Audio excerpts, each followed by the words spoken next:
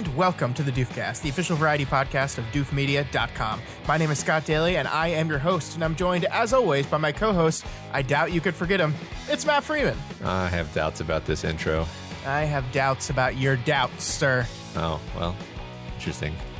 This week on the show, we are doing another one of our patron-produced episodes. For those of you that do not know, folks who pledge to us at the Doof Warrior level or above on our Patreon account, that's patreon.com/doofmedia, get to select a movie or a short story for us to do a show on. And this week, it's Patron Daniel M's turn, and he's asked us to look at the 2008 film called Doubt. So we're going to be talking all about Doubt, starring Meryl Streep. A very powerful film. Lots to say, I think, Matt. I'm really excited about this conversation. Me too. It will be a full spoilers discussion of that film. And then, after we do that, I think I'm going to do like one of my little mini reviews of Birds of Prey, the newest movie in the DC. It's not really a universe anymore. Yeah, whatever. DC film product, sure. There we go. So that's the show this week. It'll be fun. Cool. All right, well, do you want to just jump right into the old Doubt? I do, actually. All right, let's do it. I want you all to be alert. I am concerned about matters in St. Nicholas School. Academically?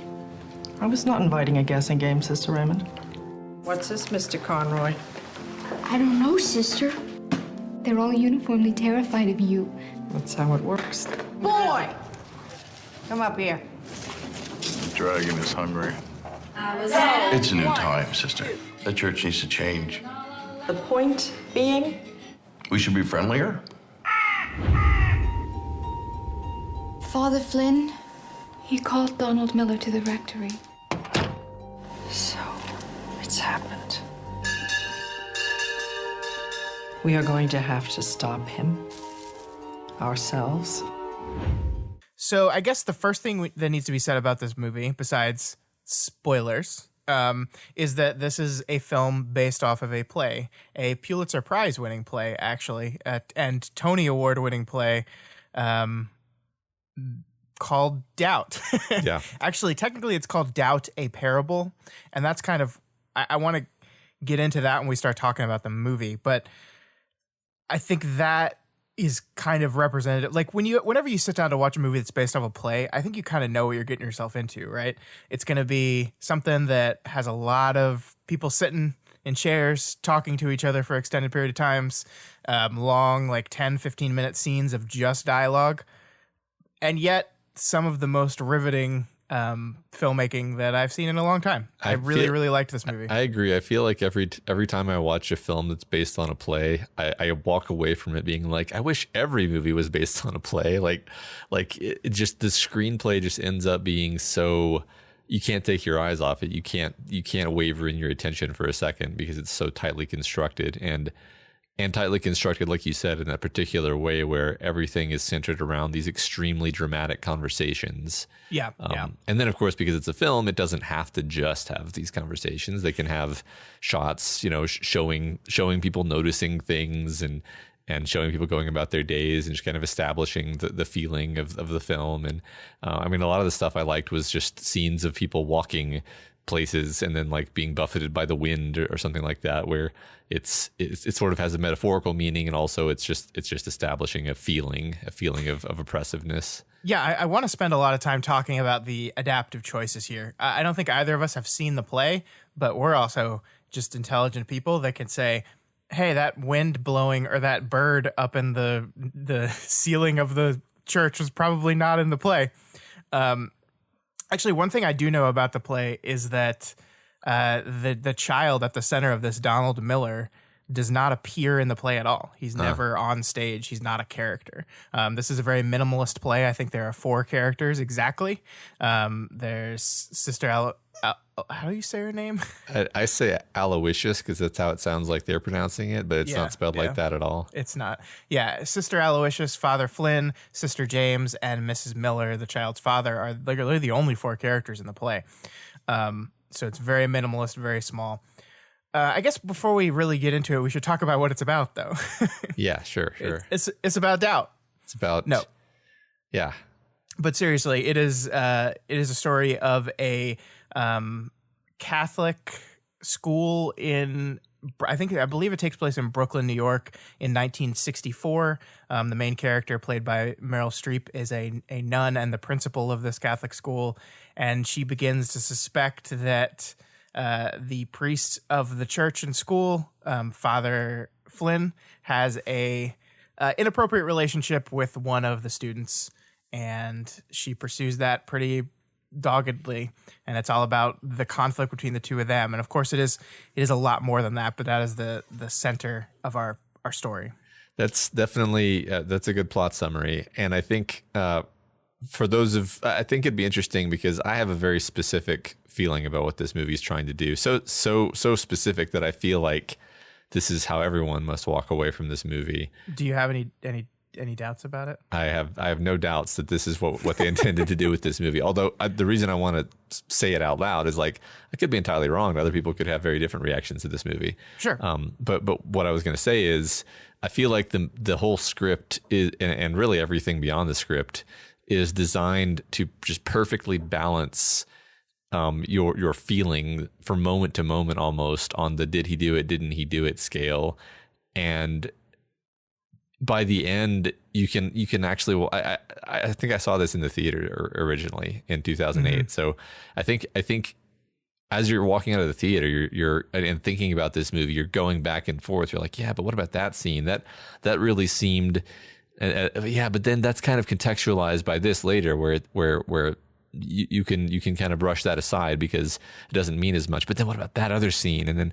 But the way he acted right there, that seemed really suspicious. But it could also just be nothing. And like you go, obviously that's your experience during the movie, but then even afterward, you can never really settle down on the answer. And I feel like the movie wants to leave you that way. Do you agree with that? Yeah, I do. I absolutely do. I mean, the movie wants to leave you with doubts about all of it. I think it is trying to get you to be in a place where you just don't know what to believe. You're not sure what to believe, and you doubt the certainty of every single bit of this movie. And I think that is part of its point. And like, I think that the play being called Doubt, a Parable is so important to me to kind of get to the meaning of what this movie's trying to do, because parables are not about the thing, right? Like, this is not about the sexual abuse scandals in the Catholic Church. Like, that is not what this movie is exploring, really.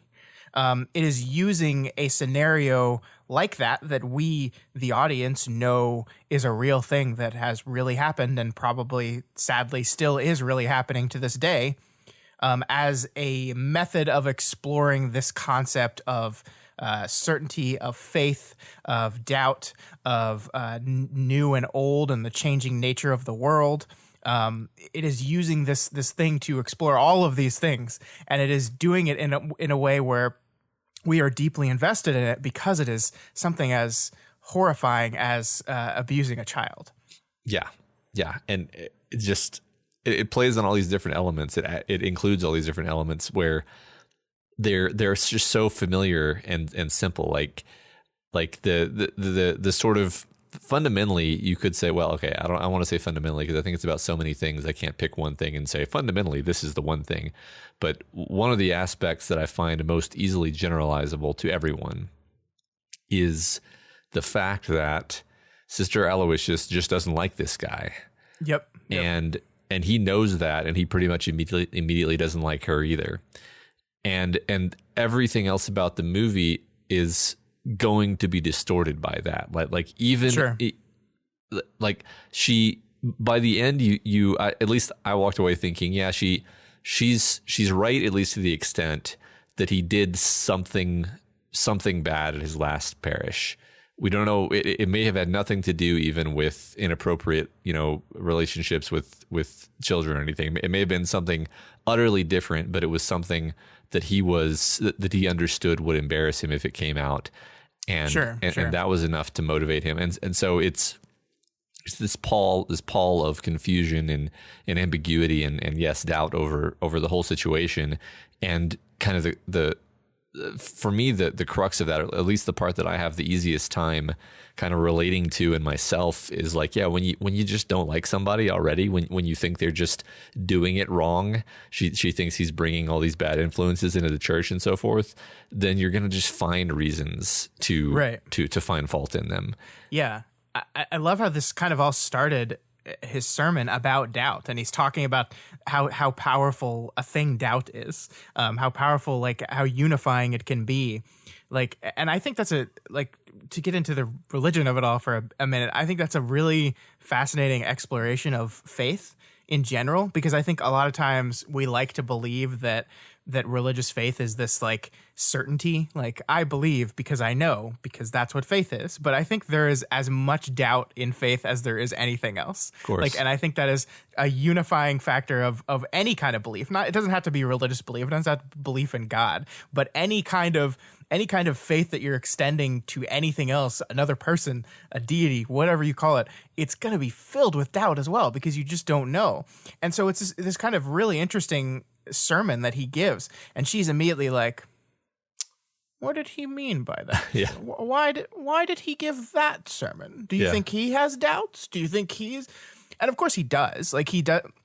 Like, I do see him, like, the most charitable to him read is that he's a person that did something terrible in a past parish and is trying his best to make up for it, and is racked by the guilt and the sin and the doubt of everything that's going on now, and his attempts to be a better man. That's like the most charitable interpretation, the most innocent looking interpretation of him, I think.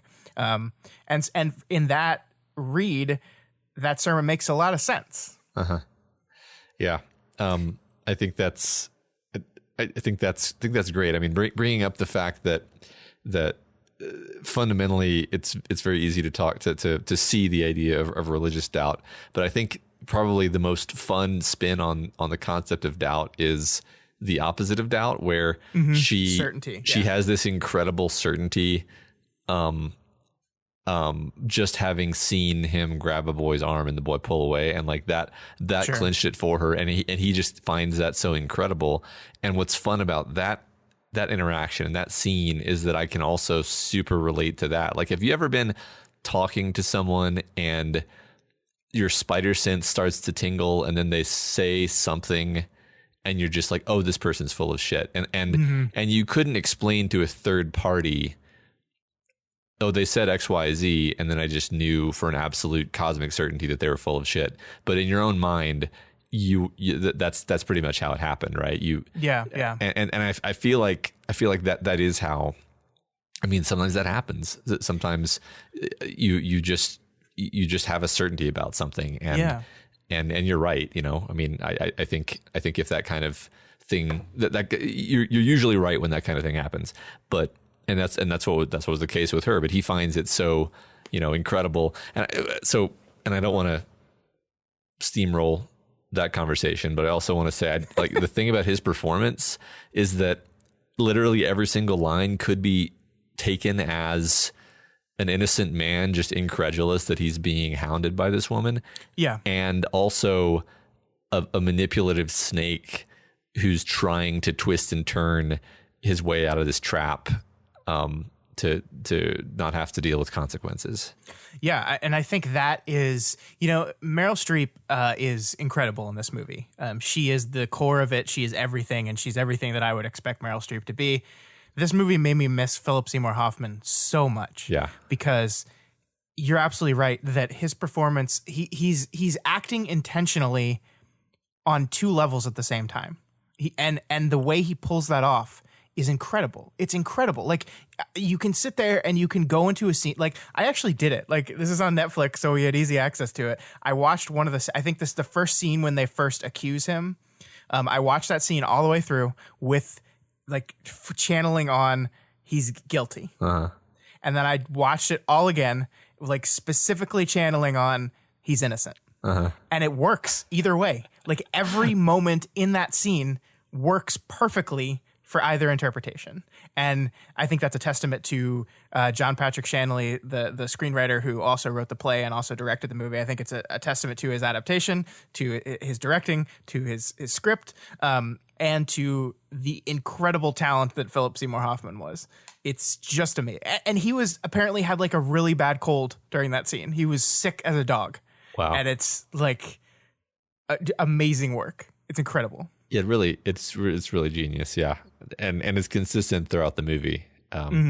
Even just the smallest little things, like the way he makes eye contact with the boy and then kind of looks away. It's like, okay, that could be because he's kind of embarrassed about the situation that's arisen, right? Or it could be that he is legitimately, it's this inappropriate thing and he's self-conscious about it. Like every micro detail. Yeah. And the interesting thing to me is we start off the movie with the other altar boy, and we follow him to church. Like we start in his bedroom, follow him to church. And there's something going on with this kid throughout the movie too, because like he's like giving strange looks to people. There's that whole great scene where he's like talks back in class and gets sent to the principal, and then like he kind of starts weeping when she yells at him. And like something's going on with this kid as well. The movie doesn't really like focus on it, but it's always just kind of there. And Shanley's camera will sometimes like stop and just highlight it for a bit and move on. And that just adds to the uncertainty. It adds to the doubt of the situation. Like, he was the other altar boy. Did he see something? Is he in on it too? And it's just the one kid that like this was exposed about, but he's doing this to multiple kids. What is happening? We have no idea. And like, you're kind of forced to make those assumptions and make those logical leaps. And I think part of that is the dangerous of certainty in this idea, is where you just start making leaps. Like, he could have issues at home. We don't know. And that's what we find out about William as well, that he has this horrible father at home that's beating him. Yeah. Donald, his name's Donald. So I didn't notice. I didn't notice the things that you're pointing out about the other altar boy. Although now that you pointed out, yeah, I think you're right. I think it's cool how several of the other kids are given a few kind of brushstrokes of characterization, enough that you're like, oh yeah, the blonde kid, the girl, the other altar boy, right? And you don't know their names, but you are paying attention to them in the background. I think again, like, it's a cool phenomenon of like, I forget the name of there's a name in film literature for like the effect of like, basically the human tendency to read into facial expressions, kind of what you expect to be there. Sure. And just in general, that effect applied to this movie. Like if you were to walk into a social group, like a new social group that you've never been around before, and then like you kind of run that A/B experiment that you just talked about, where you watch the scene thinking he's guilty, and then you watch the scene thinking he's innocent. Like imagine you meet a group of people and you don't know anything about them, versus imagine you meet a group of people and someone tells you beforehand, like, one of these people is a really abusive asshole, and he's just really, does awful things, and everybody in the group is afraid of him. You will go into that setting and you will see things there that may not even be there, right? Oh yeah. And that's like what I just said about, you have a conversation and your spider sense goes off and you say, oh, this guy's a bad guy. I don't actually think that means you're right. Like, no, yeah, it could. Yeah, it could be right. I tend to trust myself in those situations. But usually I try to trace back why I think that before I make that call. But yeah, it's such an interesting lens into just like human interpersonal psychology. It's so deep. Yeah. Well, and it's like Meryl's choice here. Like, she forces this guy to resign and leave. And if she's right, then she just protected every single child at the school. But also, if she's right, she just got him promoted to an even bigger school with an even bigger population of kids to do this too, right? So it's like, even if she's right, there's not a right answer here. And if she's wrong, it's all bad too. And so like none of this is satisfying. And I think that's one thing the movie does really well, is it just ends unsatisfyingly. Like there's no good feeling here. Like I love the final scene, and we haven't talked about Amy Adams yet in this movie. She's phenomenal. Like you and I are like team Amy Adams all the way, and she's so good in this movie. Yeah. And like this was very early in her career, and so she hadn't like I can't believe this is the same person who plays the character in Arrival, but like she just channels the innocence perfectly here. And like she's at the end of the movie like demanding, like, so you found proof, right? Like you like she wants it so bad. She needs there to be proof of this. And it's just like there's not, and there's probably never going to be proof. That's just the way it works. It's so powerful. Go ahead. I was going to say, I think this is the first thing I saw her in, and it definitely made a big impression. Yeah. I like the scene where it's just her and the priest in the courtyard, and she ends the conversation being like, I don't believe it. And like you did, like in the performance and in the way it's written, it's like she has decided that she doesn't want to believe it. And so she just tells herself, I don't believe it. Yes, I don't believe it. And then the, Sister Aloysius calls her out about that later. She's like, yeah, you've decided it's simpler. You want to go back to things being easy and simple and certain. And so you decided that you didn't want to believe it, but that doesn't mean you don't believe it. Yeah. And I love that. Yeah, it doesn't mean there's not, like, every one of these characters is walking around as if they are certain about one thing or another, and none of them are. Neither Sister James is not actually certain about his innocence. Meryl Streep, Sister Aloysius, is not certain about his guilt. Nobody's certain about any of this, and it's really wonderful. And like to circle back to like talking about the adaptive choices, like just the idea to have those kids there that the camera pauses on briefly, like the kid with the bloody nose, right? That we see him walk away from the church with a bloody nose, and then he lights up a cigarette and the camera just cuts away from him. And we learn that he's a troublemaker too. And there's all this thing about that. Like, I think movies train you, like the world now, especially the United States, is like really good at watching movies. We've been trained by the language of cinema to notice things. And so whenever you cut to a random character doing something, it's the movie telling you, pay attention to this, it's going to matter. And none of this stuff does, right? Like the thing with the other altar boy, it doesn't really go anywhere. The thing with the kid with the bloody nose, it doesn't really go anywhere. There's moments where we cut to him and he gives like a smirk, just like a weird smirk.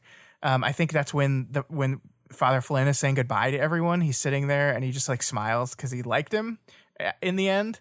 And like that, like that's all, like, it's not that it's misdirection, but it's like, it's just there to muddy the waters, and it's so effective. And that's like, the play didn't have access to any of that, really. Yeah. I think my favorite muddying the waters scene is the fingernails thing. Yeah. And the thing, like I said to you earlier today, I don't know what to make of this fingernails thing. So there's a scene where the priest is complaining about all the boys' fingernails being untidy and dirty, and he's like, "But look, my fingernails, they're nice and long, but I keep them clean." And then it's like a good 30 seconds of him just showing his fingernails to all the boys. And like you said, we've kind of learned that if the camera's showing us something, there's a reason for that. And they spend quite a lot of time on this fingernails scene, and it's like you kind of do you do with it. You start reading into it like a Rorschach blot, basically. You're like, okay, what are they saying with the fingernail scene? Is it supposed to be a sign of his personality that we're supposed to be interpreting something about? Is it, I think something you said earlier is like, it's a sign of him being like an unconformist.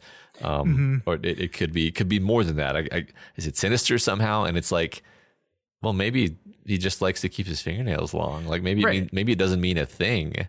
Right. Like they could be claws, right? It could see him sinister. I mean, I think there's a read of this movie. Like we learn that Donald is gay late in the movie, and we're gonna have to talk about the Viola Davis scene for like 20 minutes because it's holy crap, she's amazing. But anyway, she kind of tells us that Donald, her son, is gay, and so there's a read that like perhaps Father Flynn is also gay, and that's why he's like not that anything sexual is going on, but just like he sees a kid suffer. Like, first of all, he's the only black student in the school, so he's already kind of ostracized because of that, and then he's also gay, and so that's further ostracization if that ever was to come out. And there's a reading that perhaps Father Flynn sees that in him, and then like specifically recognizes some of that in himself and tries to help him, and then that's his mortal sin, right? Like that's the thing that he's suffering with in his past that he doesn't want exposed. And I don't know. I don't know. And do the fingernails say anything about that? That he's wearing his fingernails long, like women, especially of the time, were more prone to do. I don't know. I don't know. I think that we are supposed to ask that question, but also it sort of doesn't matter, right? Sure. Like one way or another, it doesn't matter. Almost. It's that's the fun thing, is the movie's showing you this thing, and it ends up like sitting on the exact middle of the scale. And you're like, well, I don't like that. I can see it mattering in one direction or in the other. And that's driving me crazy, actually. Right. And that's all intentional. Like this is a nothing thing that could be entirely meaningless. But if you are prone to believe him, it is innocent and maybe something that unlocks a suffering in his personality. If you are primed to find him guilty, it is a symptom of his nonconformity of the change that he's wanting to bring on, that Meryl Streep's character vehemently rejects and hates and can't stand. And it's like, I love the line, everything is the same under the sun, or everything is old under the sun. Yeah. There's nothing new under the sun. There's nothing new under the sun. Yeah. That phrase. And Philip Seymour Hoffman's reaction to that is just like, what the fuck am I gonna do with that? Yeah. It's just like she's resistant to ballpoint pens. Yeah. Because the kids push down too much, and it makes their penmanship terrible. I mean, it's like every bit of change, and this is like, I think setting in 64 is really interesting because not only do we have desegregation, but also, this was right around the big Vatican II push of the Catholic Church. So this was like the big modernization of the Catholic Church. Right. And so like we're at this crossroads, and these two characters represent the old and the new in a way. And so everything in the interaction is colored with that paradigm. Yeah.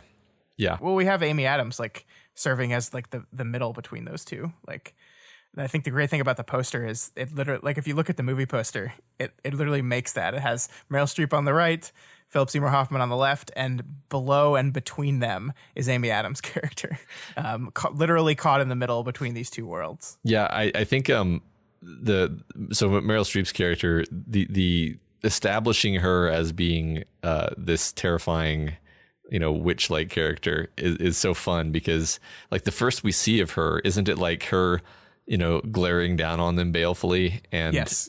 And swatting people in church and stuff, and like it seems like she's going to be this evil this evil presence, and then we get like nothing positive about her, I think, until the moment when she helps the other nun find her silverware, and it's this tiny little gesture, and we see it, and like you almost, I think that you think Amy Adams is the protagonist at that point, because we're kind of following her and she's smiling and happy.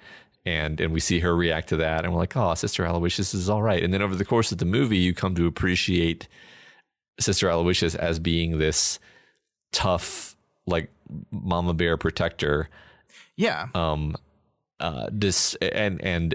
you see all of her conservatism in context as like, she thinks this is the right thing to do. She thinks she's helping these kids, and she thinks she's keeping them safe. And her role as the tyrant, that's just the role she has to serve. And she doesn't necessarily love doing that, but it's in her mind. It's what's for the best for everyone. Yeah, I really do like the pullback to realize that this is for the sake of the kids, and it allows you to believe that her vendetta against Father Flynn is not just related to I don't like change, but I legitimately think change is bad for these children. Yeah. And what you represent is bad for these children. And it makes you believe that she actually cares about this kid. Like, she's looking out for Donald. It's not just this is an excuse to get rid of this guy. She's actually concerned for the well-being of this kid.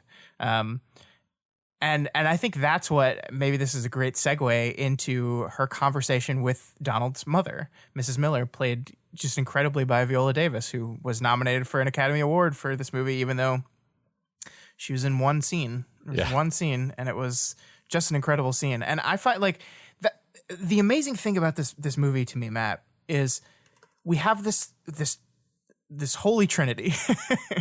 We have the old, the new, and Amy Adams somewhere in between.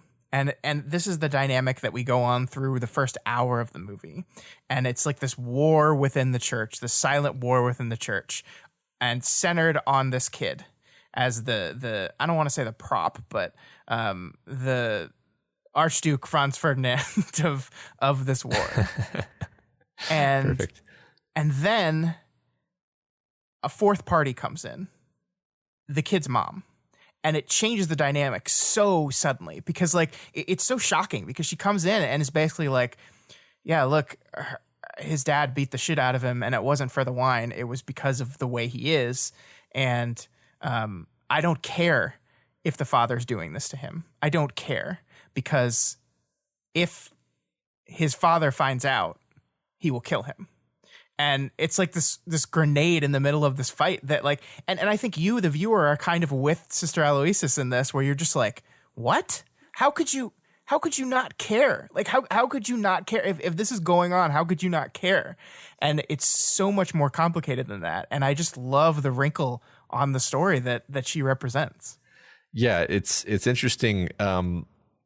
Like, I guess there's a few things to say about it. Like for one thing, obviously, you know, in real life, the nun going to the kid's parents would probably be the end of it normally. Like in most cases, it would be like there would be some kind of reaction from the parents, and that would be enough to get the ball rolling. You would hope, unless they've been like intimidated or something by the church, which I suppose is a possibility. Certainly is. That is definitely how it went down in real life. Yeah, it's now it's kind of occurring to me. I don't actually know what the usual response was in these cases, but in any case, having this extra wrinkle, like you said, where the mom is highly motivated for actually very convincing reasons to just brush over this. You're like, okay, well now Sister Aloysius has to solve this problem cleverly, which I think is actually a bit fun. It's a very kind of heavy and dark movie, but I think it's fun watching her be kind of detective nun. Yeah, sure. Like I like the scene when they bring the cat in to catch the rat, and the woman's like, it takes a cat to get a rat, and she's like, yes it does. And like you can see her, like, this is her identity sure. Like, I have to get this pest out of my school, basically, is her mentality. Yeah. And she figures it out. I like how whenever she does something like bad, and then Sister James calls her on it, she's like, yes, of course. Yeah. She's like, I do a lot of bad things to protect the school and to protect the children, and right.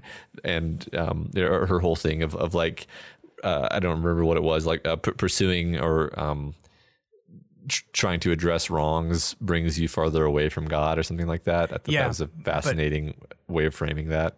It's like, it's what you must do. Like, addressing wrongs will pull you away from God, but it is what is necessary. Mm-hmm.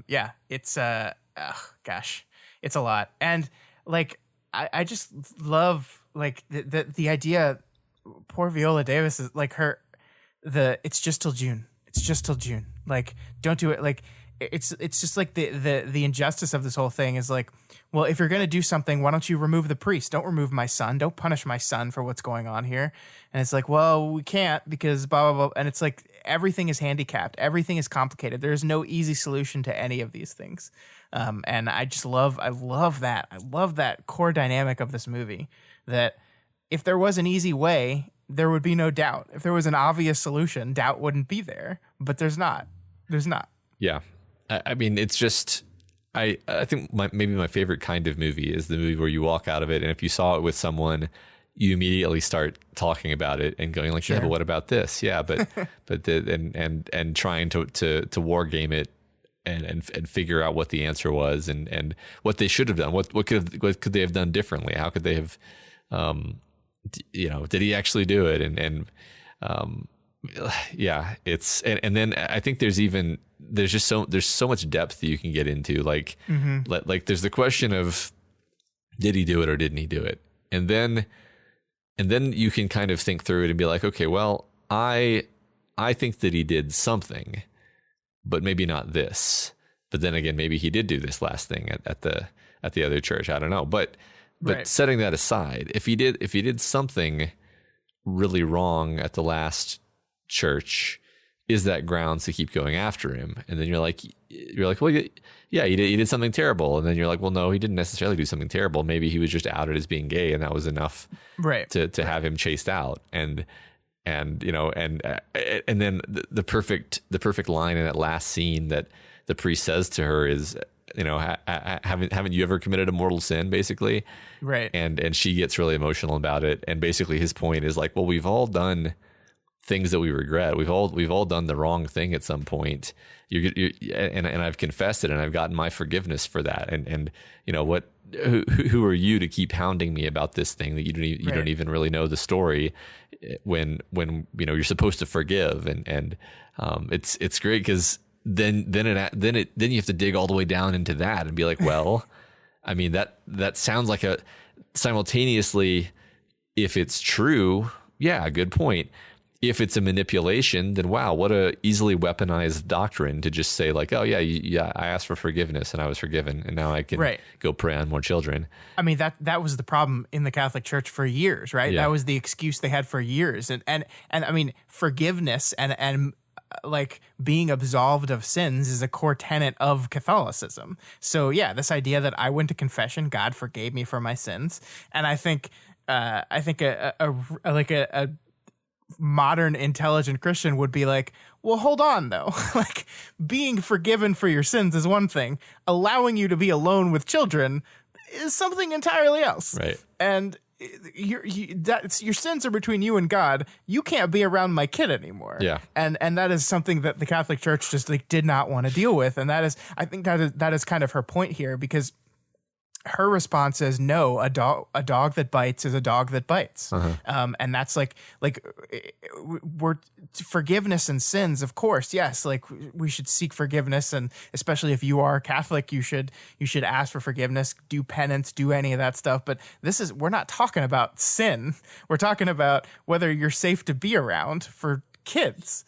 And if it's true, the answer is undoubtedly no, regardless of how many times you've talked to God and asked for forgiveness. Like that is entirely separate from the situation at hand. Yeah. I mean, I think that's what's kind of interesting is I think even like within church, actually, it's funny. I don't know the answer to this. I feel like I should, but like if a murderer confesses, they can be forgiven by God, but that doesn't mean that they're not going to face legal consequences. Right.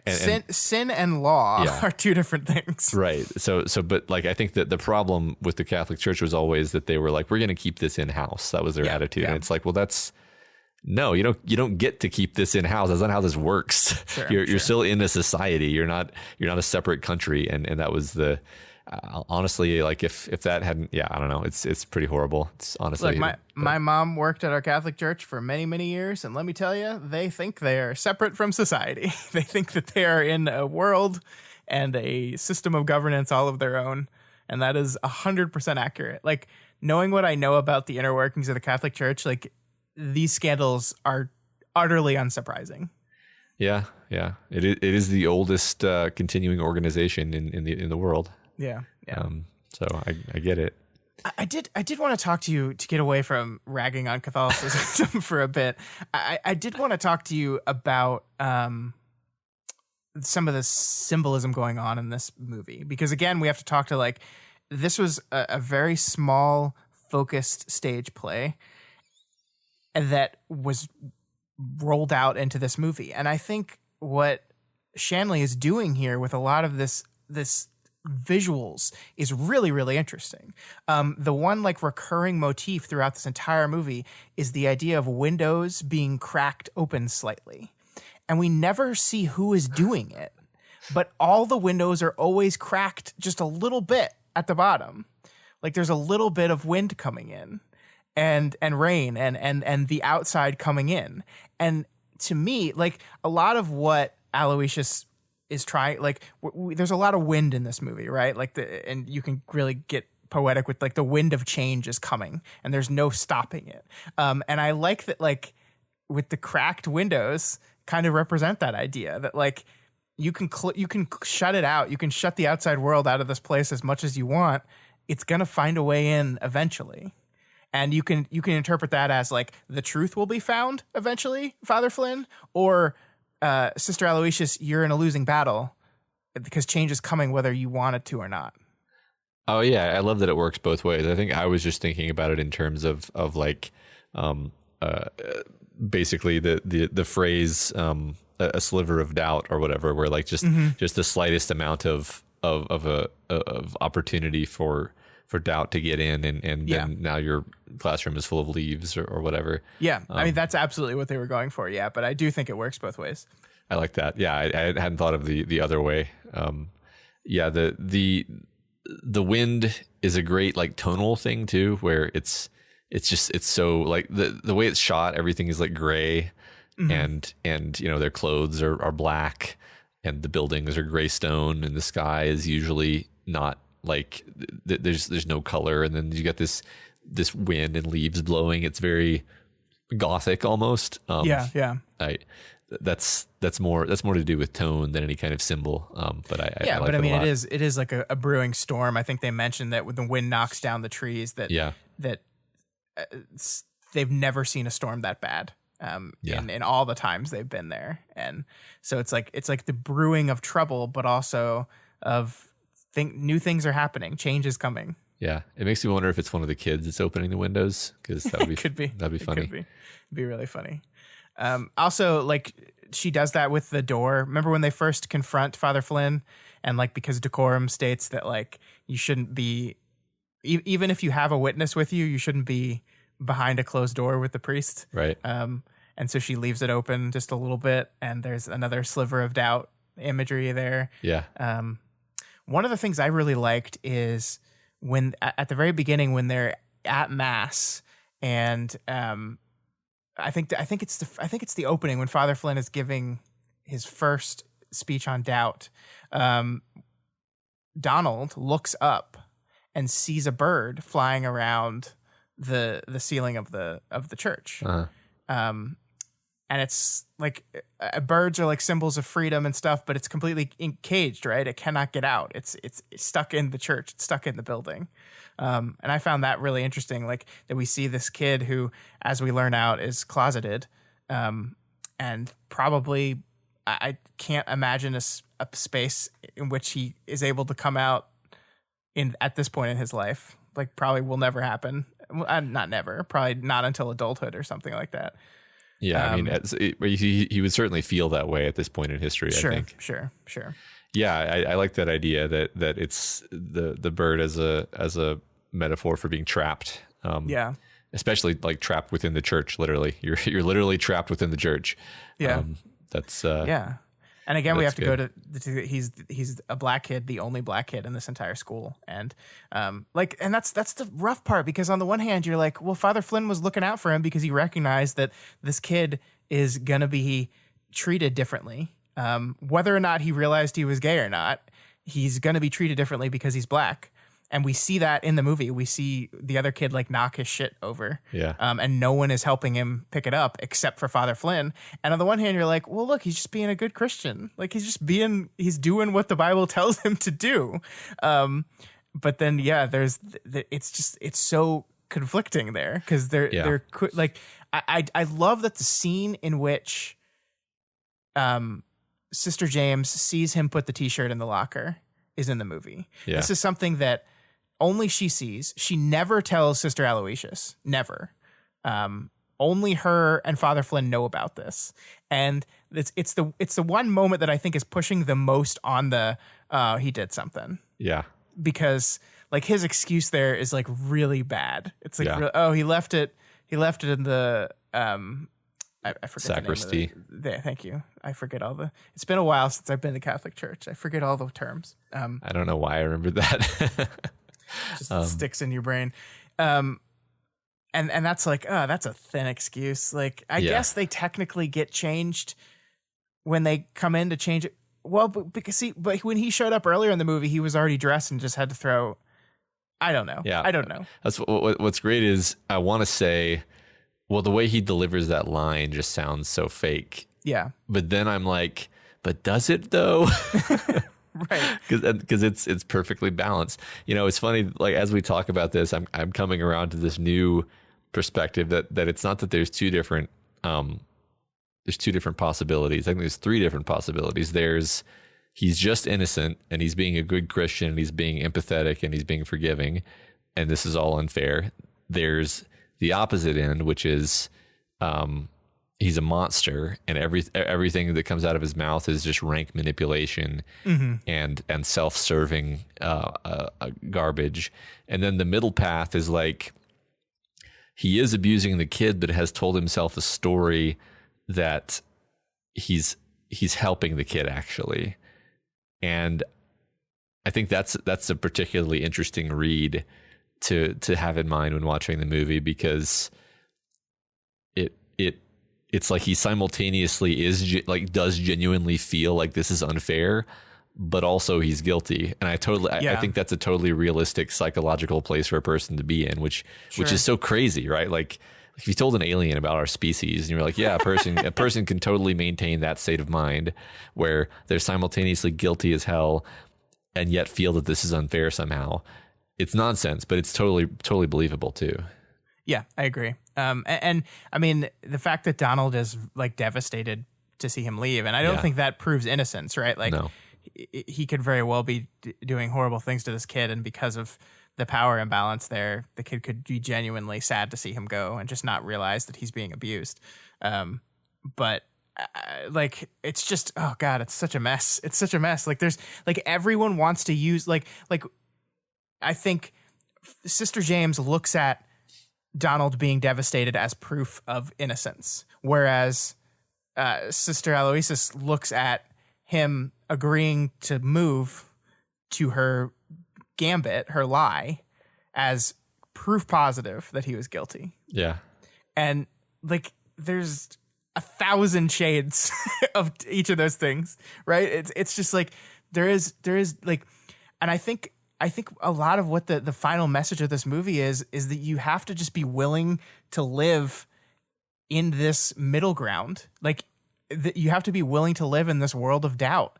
It is something that is fundamentally true to every single human being on this planet. We are filled with doubts about whether we're making the right decisions or not, whether we're believing the right things or not, whether we're doing the right things or not.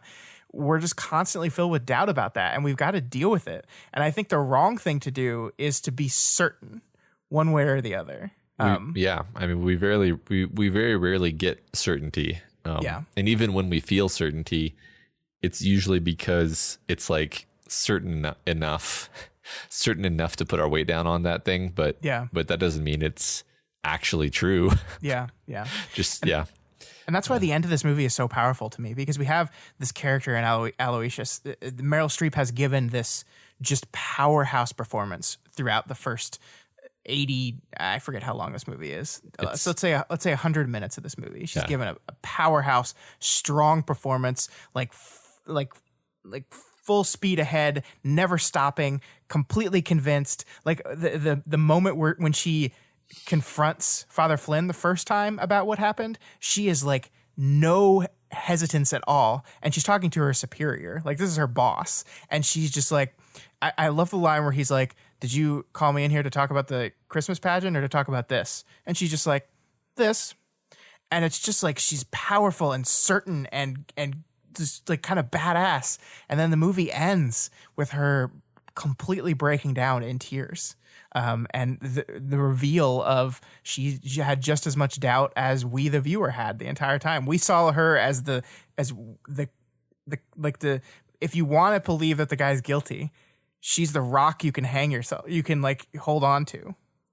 And then we see that she has just as much doubt as anyone else does. So it's interesting because my recollection from the first time I watched this movie and the feeling that I walked around with for the last 12 years was that scene was not about her having doubts about what she had done within this film. It was about her having doubts about God and feeling like she was like what kind of God would the sort of standard, like what kind of God would allow, you know, his priests to behave this way. Like apparently there was already the one priest, like, and all we know about that is she says like there was this priest, and she says it was just such disgust, and you're like, okay, something obviously happened and really kind of probably in like years ago shook her faith in the church, maybe shook her faith in God, was very upsetting to her, and she still carries this resentment about it. And now the same thing is happening again, and we see she's like clutching the rosary and the cross, and it's like, so I didn't necessarily have exactly the same reading when I saw that the same scene this time around, but I also still think that my first impression is a valid reading. So I just wanted to run that by you and see what you thought. Yeah, no, I definitely think I absolutely. I think that is absolutely part of it. I mean, the scene where she finally confronts Father Flynn and she like is basically saying, I will burn it. Like I will go to like she takes the rosary off and just kind of tosses it on the ground and is just like, I will give all this up if it means I can stop you. I absolutely see her having a crisis of faith. And I mean, like, I think both those reads can be true at the same time. I think she can be doubting the certainty of her conviction in what she pursued with this guy, but also, yes, absolutely doubting her religion, doubting God, doubting the organization that she's devoted her entire life to, who like won't protect these kids. That like he got a promotion. Yeah. Like if she's right, he got a promotion. Yeah, and we know that's what happened. I mean, like I know you said you don't know a lot about the way the Catholic Church treated these things, but when people reported these things to the church, all they did was move them. And so you literally had priests like this guy who you could look in the last 5 years, they've moved around like 4 times. And it's because they'd go to a new place, they'd do it again, and the Catholic Church would be like, oh, we got to get them out of there. Let's just move them to a new parish and not tell anyone about it. And that's what they did. And so, yeah, I mean, I 100%, it is doubt in her the society, the way of life that she's pledged herself to, vowed herself to. Right, because the fact, you know, at the end, the fact that she tells the Monsignor or whatever, and he's like, yeah, I don't care. Like, but basically that's his response. Like that in and of itself is so damning, to the church and in her eyes at least, and that's all that kind of matters in terms of that scene. Yeah, I mean, you'd think they would like. This is all her internal investigation, right? You think telling the Monsignor of your organization, they would launch their own investigation. And maybe at the end of that investigation, they find that there's not enough evidence. And that's disappointing in its own right, sure. But they don't even do that. Like, it's just, yeah. Sorry. They don't want to know. Yeah, we don't want to know. Yeah. So, yeah, I mean, there's so much to this movie. I think it's a fascinating thing, and I think every time I watch it, I could take something else away from it. If you're listening to the show and you haven't seen this movie, please do. Like, seriously. Yeah, it's incredible. It's an almost perfect. It may even be a perfect movie. I mean, it's fairly short too. I think it may be about 90 minutes, but it feels shorter because it's just, you can't take your attention away from it. And there's something about dialogue scenes where, like a 20-minute dialogue scene feels like 2 minutes for some reason. I don't know why that is exactly, but well, especially if the dialogue is well written and sucks you in. Like, I agree with what you kind of started the show with. There's this idea that like plays are great, and if you can get a skilled enough director, like John Patrick Shanley, with a cinematographer who we haven't said this name yet, but the cinematographer of this movie is Roger Deakins, Matt. Wow. Roger Deakins, Academy Award winner. Like, I guess if you write a play that gets you the Pulitzer and you say, okay, I want to make a movie out of this play, like Hollywood just gives you whoever you want. Like, it's just like, I want this amazing cinematographer. Howard Shore does the music for this movie. I want this incredible composer. Give me one of the best actresses working. Give me one of the best actors working. Give me an unknown actress who will then go on to be one of the best actresses working. Yeah. Fun story. Philip Seymour Hoffman, the reason Amy Adams got this role, and I don't want to phrase it that way because that takes away the talent from her, but he fought for her to get on this movie. He believed in her. He really liked her and wanted her on this movie. And he threatened to walk if they didn't cast her. Huh. So he saw something in her. Interesting. That's cool. He was right. God, I miss Philip Seymour Hoffman. We just need to do like a Philip Seymour Hoffman-a-thon and just watch all his movies because he's so good. We do, but that would also make me so sad. Yeah, it would. Because he was totally maybe my favorite actor. He was my favorite, yeah. And it's just so shitty and unfair. Yeah. Yeah. All right. Well, great note to end this part of the show on. But seriously, go watch Doubt. If you have watched it and haven't seen it again in a while, it's on Netflix. Just Netflix doesn't have like movies as much anymore, but it has this one for some reason. So go watch it. Awesome. I didn't know that. Whoops. Yeah. Oh, did you rent it? I told you it was on Netflix. Whoopsie. Oh, well. That's okay. All right, Matt. Before we go, let's talk about some new movies. I wanted to talk to you about Birds of Prey, or the fantabulous emancipation of one Harley Quinn, which has now been renamed to Harley Quinn: Birds of Prey, because that first name was confusing and bad. Yeah, it was. So this is a sequel / spin-off of Suicide Squad, one of the worst DC movies ever, starring Margot Robbie. It also has Mary Elizabeth Winstead in. It was written by Christina Hodson and directed by Kathy Yan. And like the big story of this movie is like DC really wanted to do a Joker spinoff with Jared Leto, and Margot Robbie was like, I want to make a movie, like do a movie with me. And she fought for it, and she produced this movie, and she like was like wanted an all-female cast. She wanted like behind the camera, like a crew that was majority female, and she really, really fought for it. And it's a pretty good movie, Matt. It's a lot of fun.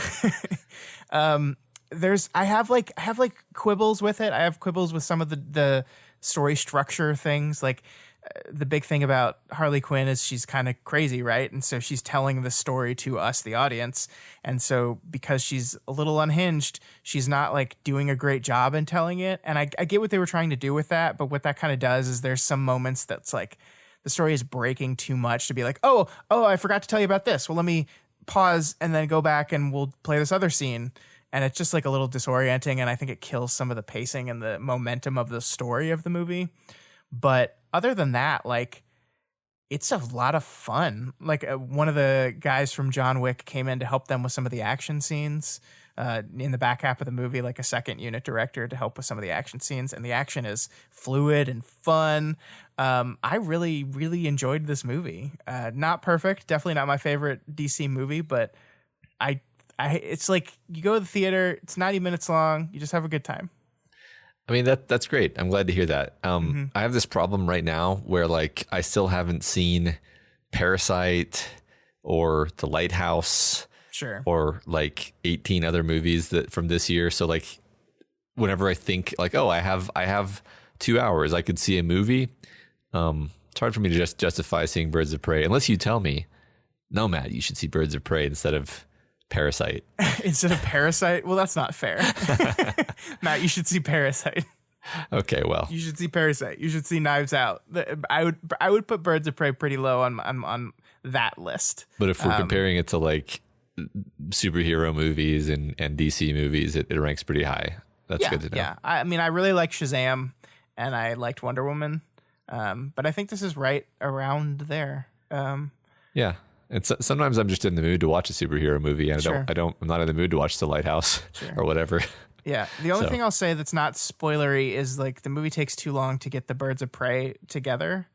And like if it was a whole movie with this like group of 5 women just like fighting and being quippy with each other, it would have been perfect. And it's just like the third act of the movie is so much fun. And I just wish it was the whole movie. Once I was like, yeah, we're clicking. Like, this is working. This is great. Everyone's bouncing off each other. I love these interesting characters. Mary Elizabeth Winstead is doing like, she plays a character called the Huntress, which you probably don't know anything about these comic book characters. Neither do I really. But she's an assassin. And so like it's doing the kind of Quentin Tarantino-ish assassin whose family was killed when she was young thing. Except it's doing it funny because like it's made her as awkward and weird as someone who spent their entire life training to get revenge would be. Like they have no social skills. They don't know how to interact with people because they've spent their whole lives training to kill people and that's it. Oh, that's really funny, actually. It's really great. It's really, really great. And I just wanted more of her. Like that's like when a movie leaves me saying, I wish I just had more of you, I feel like that's pretty good. It's pretty good. Well, maybe you'll get Birds of Prey too, and it'll be just exactly that. Unfortunately, it's not doing well. That's why they changed the name, because it was just not doing. I mean, look, Birds of Prey, I think is a bad movie or a bad name because nobody knows what that means. Right. Like people know who Harley Quinn is. Like people didn't like Suicide Squad very much, but the one character they really liked in Suicide Squad was Harley Quinn. She's great. And so why not lead with that name? So I think that was a poor choice. Like I think that the name is fun. Like the fantabulous emancipation of one Harley Quinn is fun, but no one's going to read that part. They're going to read Birds of Prey and they're going to say, I don't know what that is. Yeah. And they're not going to go see it. I mean, not that I'm going to be a Marvel shill again, but like I'm pretty sure they figured this out already where it's just like Thor, Thor 2, The Dark World, Thor Ragnarok. It's Thor. We're making this real easy for you to make your decision. Yep. And yeah, I think they probably should have just called it Harley Quinn : Birds of Prey from the beginning. Yep. So. I do think the bombing of it is a little overblown. It's not doing great. It's doing okay. They smartly didn't spend that much money on it. I think it's an $85 million movie. And it made $33 million in its opening weekend. And it's worldwide already surpassed its budget. It's about to hit 100 million worldwide. It'll get over it this weekend. So like, I mean, it might end around 200 million. So I don't think they're going to lose money on it. But like, the problem here is expectations, right? Like comic book movie, the expectations are through the roof. And so it's disappointing. Where like a movie like Ford versus Ferrari, which won Oscars last weekend, had the exact same budget and the exact same opening weekend, and no one's calling that a horrible bomb that embarrassed the studio. Yeah, good point. It's just like, that's just a movie.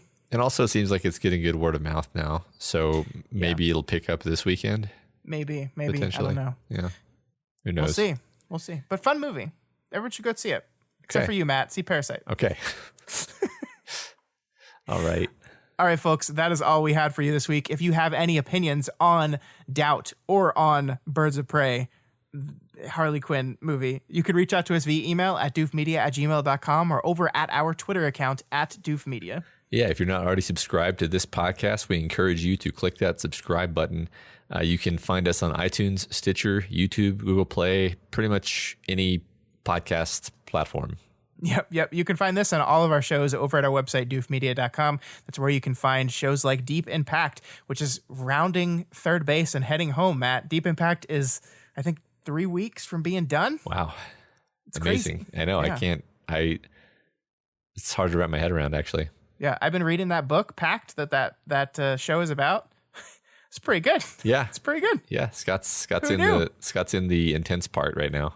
Yeah, I've got a schedule, and I'm sticking to my schedule. I've got to read 4 arcs a week for the next 3 weeks, and then I'll finish, and it'll be fine. So that's fine.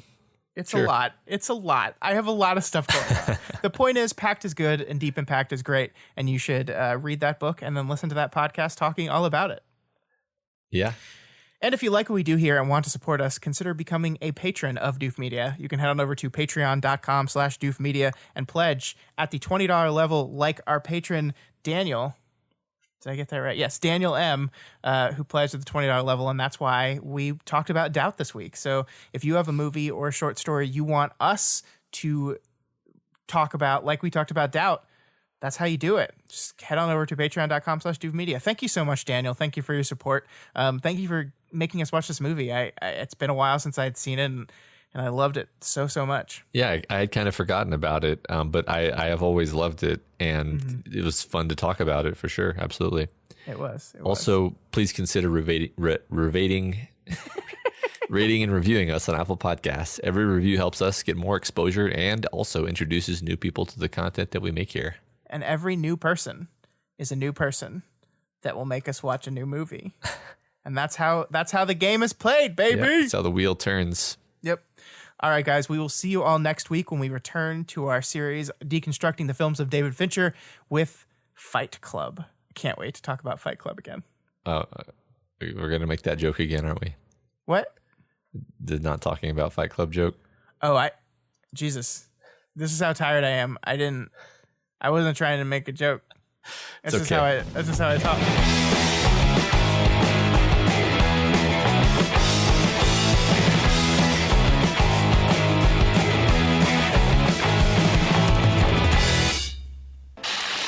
My name is Doof, and you'll do what I say. My name is Doof, and you'll do what I say.